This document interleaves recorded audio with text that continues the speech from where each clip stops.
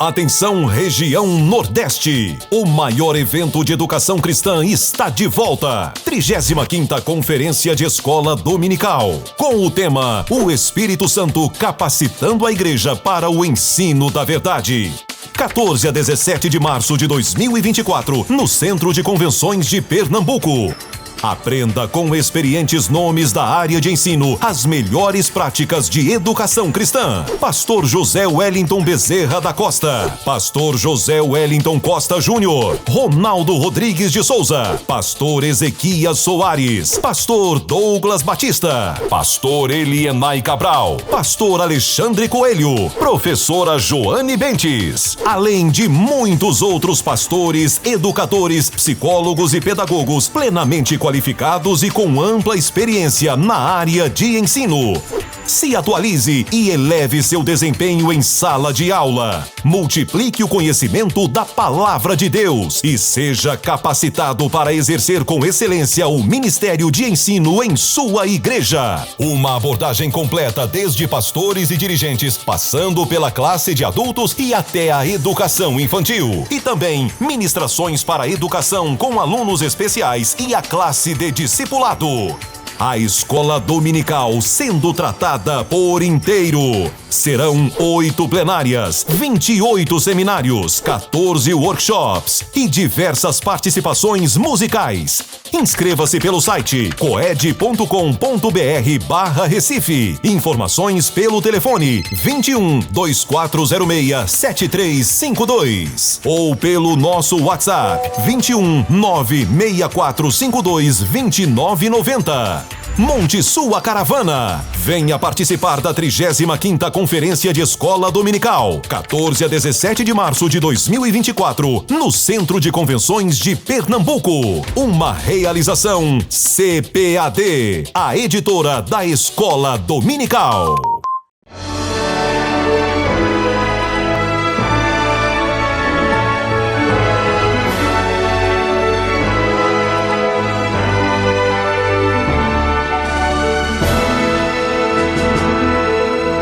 Subsídios.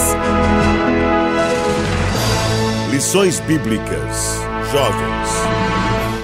Lição 4. Os jovens que se mantiveram firmes na doutrina. Que a paz do Senhor esteja reinando no seu coração. Seja bem-vindo à aula da lição 4, sob o título Os jovens que se mantiveram firmes na doutrina. Estamos, nesse trimestre, juntos, estudando sobre o fundamento dos apóstolos e dos profetas.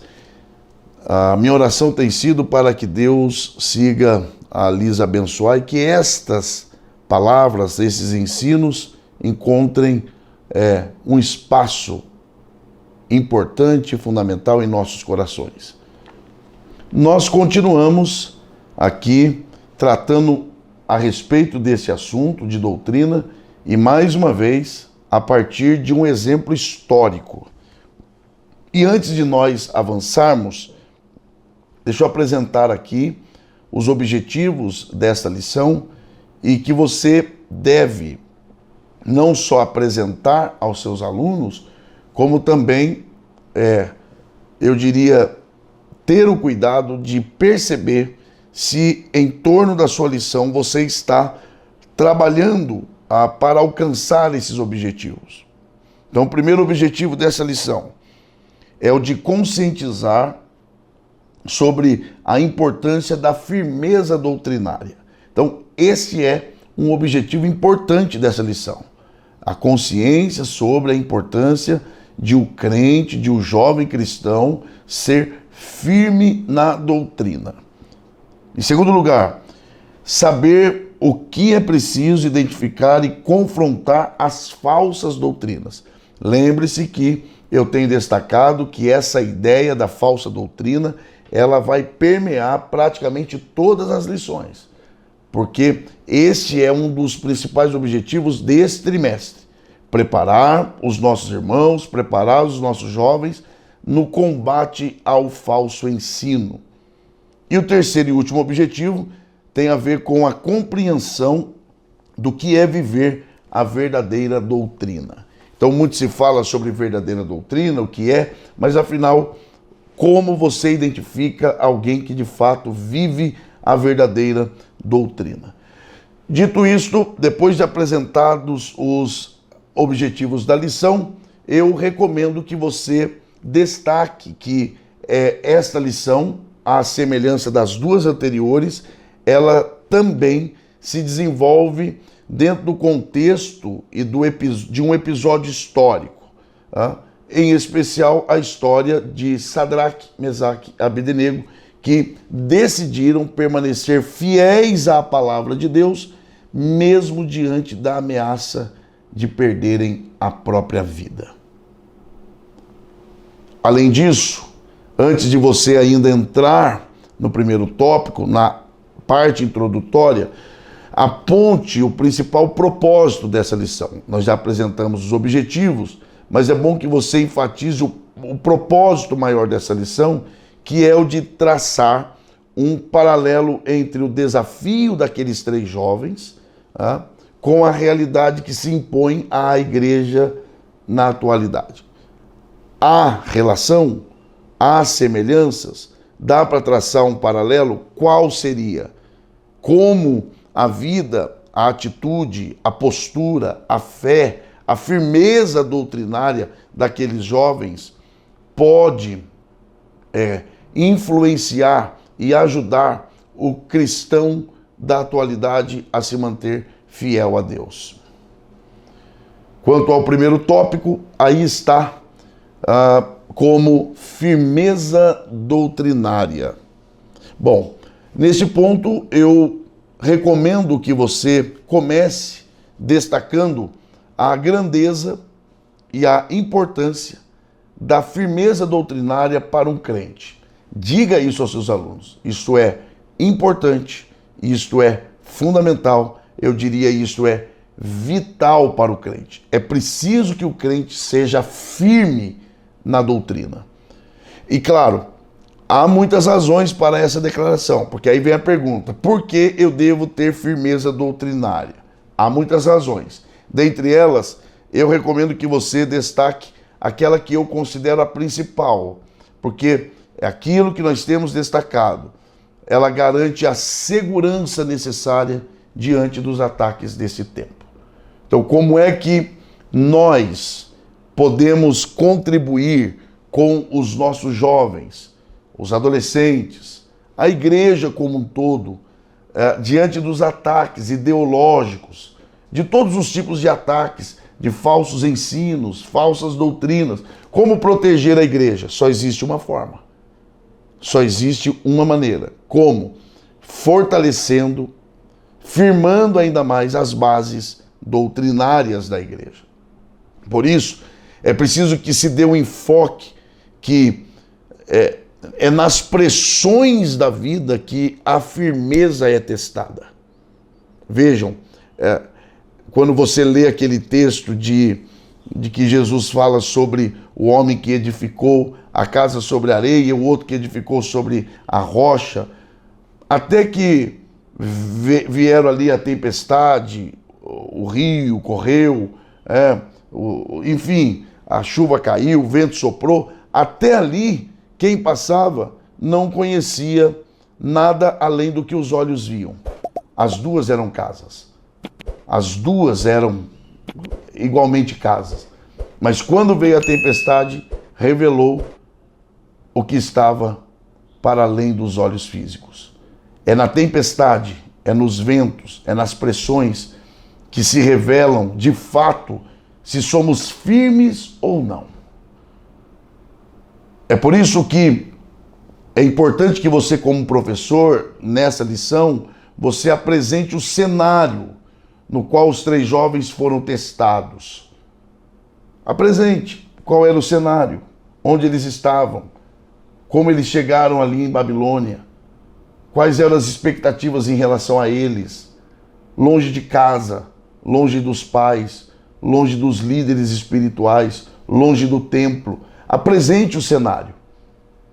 E agora, trace um paralelo com a realidade dos nossos jovens de hoje, quando estão distantes, a realidade do lugar, as expectativas, as propostas, as oportunidades.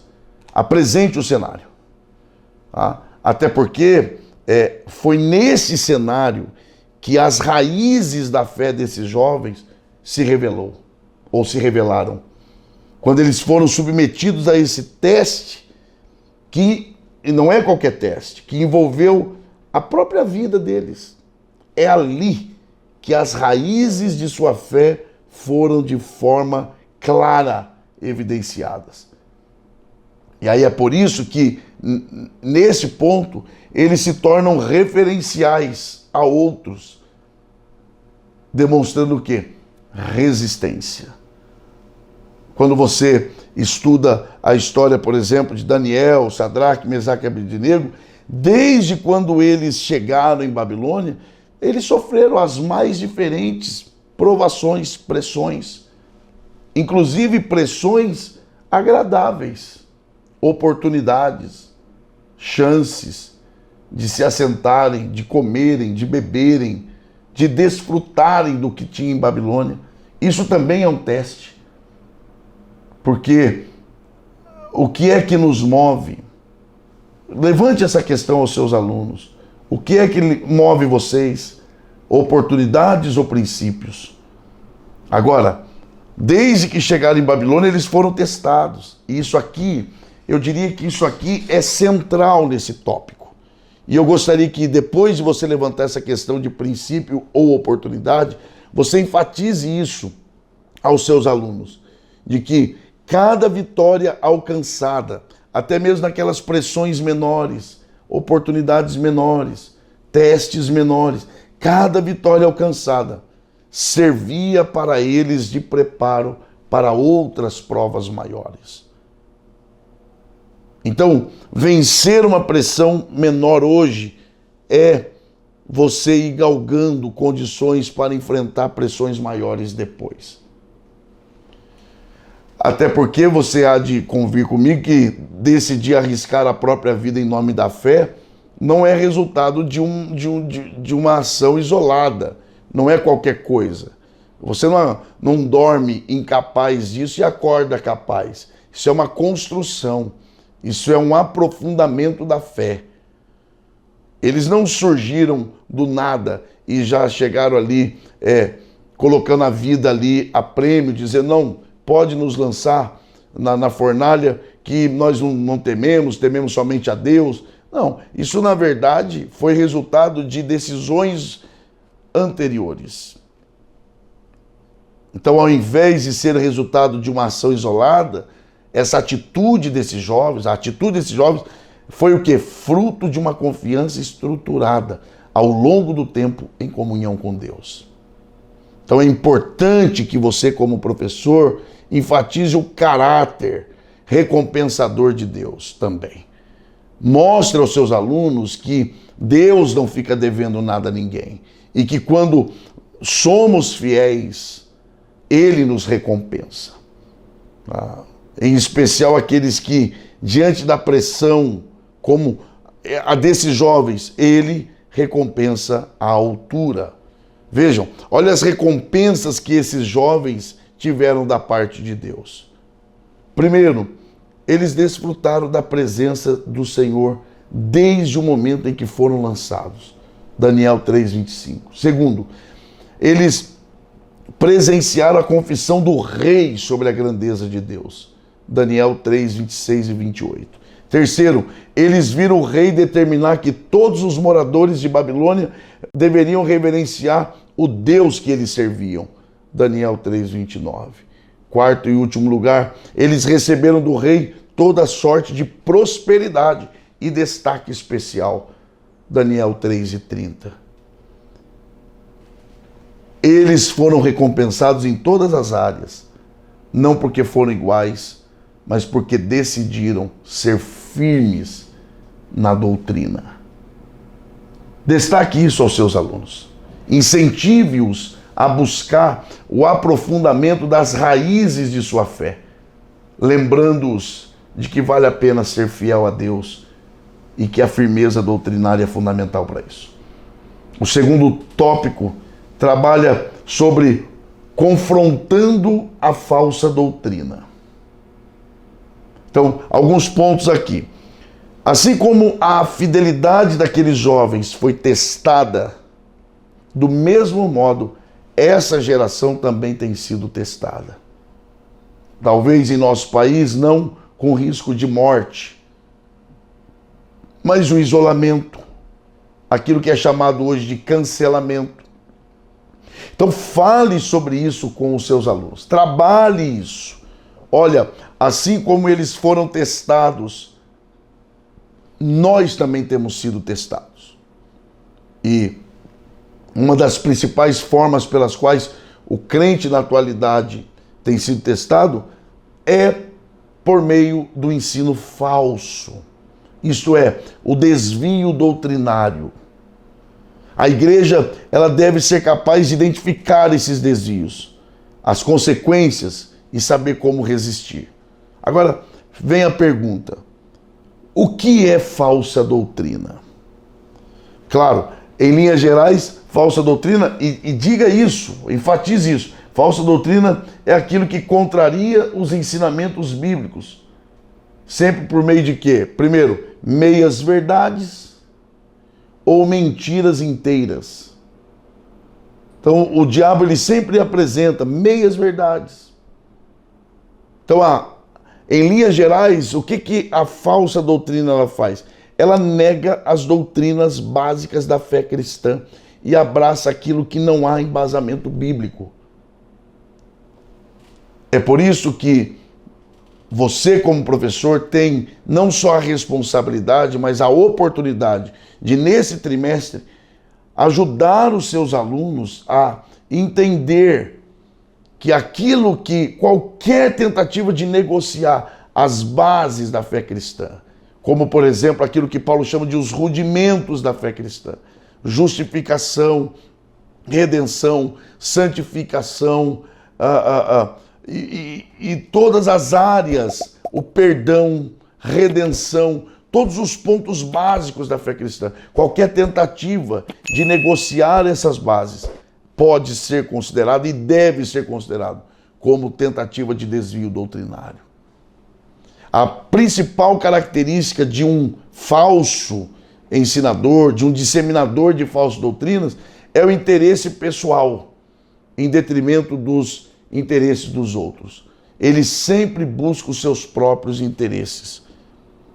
Então, é preciso que nós identifiquemos a respeito do falso, a existência do falso ensino.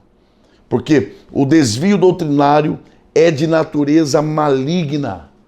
Se a doutrina bíblica, conforme estudamos na primeira lição, a sua fonte é a Bíblia, a palavra pura de Deus, o desvio doutrinário é de natureza maligna e sempre se apresentará como uma novidade. Então trabalhe isso com os seus alunos e lembre-se de enfatizar: ensinar ou aceitar falsas doutrinas é incorrer no erro de, mesmo sem palavras, pensar ou ainda agir como se Deus tivesse errado naquilo que ele estabeleceu em sua palavra. É dizer, é insuficiente, eu preciso acrescentar algo. Isso é um pecado grave. É eu dizer que Deus não é Deus. É eu dizer que Deus é incapaz. É eu dizer que ele precisa de uma ajuda. É eu dizer que eu preciso acrescentar alguma coisa à sua palavra. Lembre-se, enfatize isso. A verdadeira doutrina gera vida. Já a falsa produz a morte. Então, não adianta, em algum momento a igreja terá de enfrentar a falsa doutrina. E é por isso que o professor, ele deve incentivar os seus alunos a se preparar para resistir e vencer a disseminação dessa falsa doutrina. De três formas, eu diria 4. A primeira, incentive os seus alunos a manterem uma prática de estudo devocional da Bíblia. Como é que o jovem cristão pode resistir ao falso ensino? Estude diariamente a Bíblia. Segundo, incentive-os a ir aos cultos de ensino e a serem frequentadores da escola dominical. Terceiro, promova encontros de estudos bíblicos dos mais variados. Em quarto, distribua literaturas com a doutrina bíblica. Promova isso, dissemine isso entre os próprios jovens. Agora, o terceiro e último tópico, vivendo a verdadeira doutrina. É interessante porque nos Estados Unidos, para se identificar uma cédula falsa, o treinamento é a identificação da cédula verdadeira. Então ninguém é treinado para identificar o que é falso. As pessoas são treinadas para conhecer o que é verdadeiro. Porque se eu conhecer perfeitamente o que é verdadeiro, quando o falso vier, eu de imediato já vou identificar. E eu começo aqui orientando você a iniciar o tópico 3 da lição 4, dizendo que somente o que é verdadeiro pode vencer o que é falso. Não adianta querer criar coisas novas, estabelecer novas formas. Enfatize aos seus alunos que a única arma poderosa contra o que é falso é aquilo que é verdadeiro. E é por isso que a igreja precisa aprofundar as suas raízes na verdade doutrinária. Diga isso aos seus alunos. É preciso dedicação intencional nesse sentido. Então, a forma com que a Bíblia apresenta a doutrina é fundamental no enfrentamento ao engano. E olha as formas. Primeiro, a doutrina procede de Deus. Segundo, a doutrina é segundo a palavra e a piedade. Terceiro, ela é sã doutrina. E quarto, ela é boa doutrina. Então, a doutrina que procede de Deus, então ela reflete o caráter de Deus. Por isso que Paulo, ele chama a doutrina de todo o conselho de Deus. É o conselho de Deus, é o desejo de Deus, é a orientação de Deus. E quais são, ou qual é a identidade da verdadeira doutrina? Porque a partir do momento que eu conheço a verdadeira, a falsa não terá espaço comigo. Primeiro, ela procede de Deus. Segundo, os seus objetivos são para a glória de Deus, a salvação do perdido e a edificação da igreja. Tudo que vier, pergunte, vem de Deus? Segundo, visa a glória de Deus, visa a salvação do perdido e a edificação da igreja? Caso falte algum desses fundamentos, considere como enganoso. E finalmente, para nós começarmos a concluir, apresente aos seus alunos os benefícios de se aceitar a verdadeira doutrina. O que é que eu ganho com isso? Apresente a eles. Primeiro, a verdadeira doutrina me encoraja e me protege. Tito, capítulo 1, versículo 9. Segundo, eu sou alimentado espiritualmente de forma adequada. 1 Timóteo 4, 6 e 7. Terceiro, ela se torna alvo da vida do próprio Deus, ou seja, quando eu aceito a doutrina, a vida de Deus começa a trabalhar em mim. 2 de João, versículo 9. A forma mais eficaz pela qual a igreja pode e deve enfrentar e resistir os desvios doutrinários é conhecendo, valorizando e vivendo a verdadeira doutrina.